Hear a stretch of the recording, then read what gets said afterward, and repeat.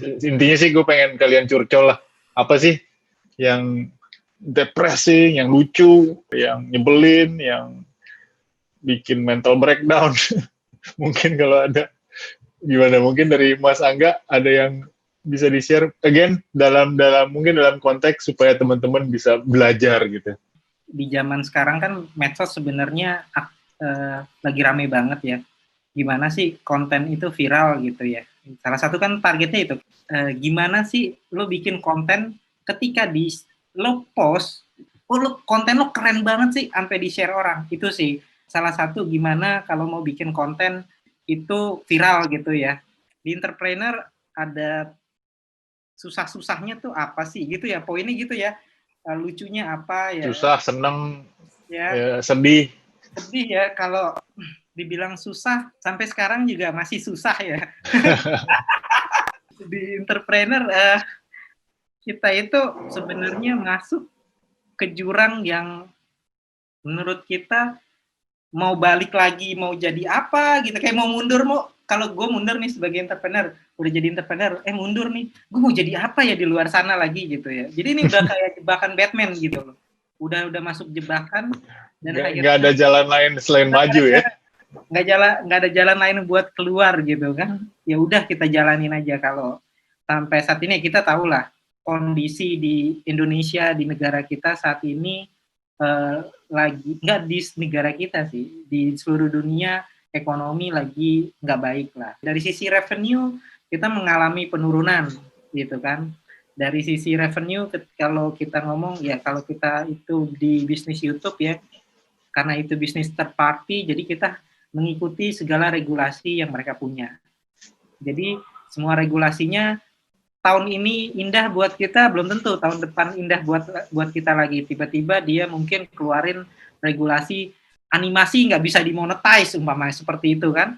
Jadi itu bisa jadi tahun lalu masih dimonetize ya, dapat duit ya dari YouTube, tahun depan bisa jadi animasi kenapa nggak dimonetize ya, terus kita nggak bisa lakukan apa-apa. Itu salah satu yang terjadi sama kita ketika kita main di konten anak karena peraturan KOPA tadi. Tahun lalu kita senang-senang, tahun ini kita berjuang lagi dari nol lagi umpama gitu.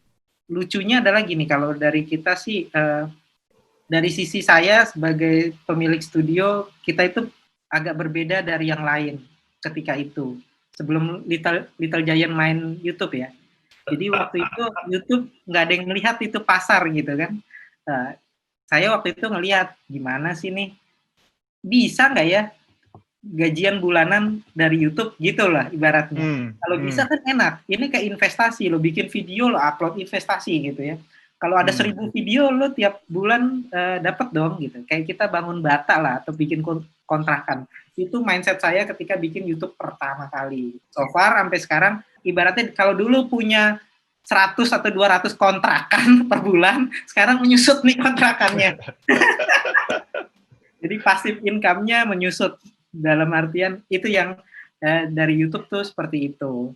Ya kalau dibilang ya challenging-nya ke depannya kita adalah ya memperlakukan, ya kalau dari sisi studio ataupun IP, ya memperlakukan YouTube ini salah satu marketing tools saja. Dan buat validasi kita ke masyarakat, jadi bisa kayak jualannya, karena view kita segini, kita bisa jualan yang lain lah. Sampai sekarang pun kita masih, apalagi dengan ekonomi gini ya, tahu sendiri lah, kita berjuangnya harus lebih keras lagi, kalau enggak ya kita kena libas lagi. Mungkin secara garis besar, kalau dikategorikan 0 sampai 100, susahnya tuh 95, sedangkan 5 gitu loh. Itu sebagai entrepreneur ya, jangan mikir wah ini bahagia segala macam. Itu mereka yang udah sukses. That's the entrepreneurship yang udah ngelewatin fase-fase yang luar biasa. Kami ini entrepreneurship itu sama aja kayak kita kerja ya, bakal mengalami hari buruk. Nah, hari-hari buruk itu kalau boleh saya bilang itu hampir tiap hari sebagai entrepreneur. Sebagai karyawan dulu, saya sebagai karyawan, ya udahlah, we have one bad day, so tomorrow we just work and continue. As an entrepreneur, itu tiap hari itu bad news. Everything, problems, ini nggak jalan segala macam. Bayangin gimana caranya tepukan-tepukan ini menjadi nggak ada suara. Gitu. How to master yourself. Gitu. Gimana caranya? Oke, what's next gitu. Oke, apalagi sih segala macam itu. It's everyday, constant. sesuatu tuh yang pasti di sebagai entrepreneurship mungkin Mas Angga tuh bisa mengamini adalah change, perubahan. Every day sebagai entrepreneur, gimana cara itu kita, ya ini nggak berhasil, cari cara lain. Ini nggak bisa, ayo cari cara lain. Itu nggak bisa, gas. Pokoknya gitu kan. Kita nggak ada tuh waktu-waktu untuk, aduh gimana ya, aduh ya udah deh, nggak ada. We are constantly challenged to always push ourselves every day. Itu baik secara karyawan dulu seperti itu ya juga, cuman as an entrepreneurship tuh ya dituntut karena ibaratnya kita leha-leha sehari nggak gajian gitu kan. Aduh gimana. Jadi itu dia sih, glory-nya mungkin saat ini medsos terlalu banyak ya nge-glorify entrepreneurship. Bagus sih, cuman menurut saya kurang bagusnya karena nggak ada pakemnya yang ngasih tahu secara umum realitinya, bukan fata morgananya. Oh, you have freedom, you have all this bullshit freedom. Apaan freedom gitu? Sabtu Minggu ditelepon suruh ke sana, suruh ke sini gitu loh.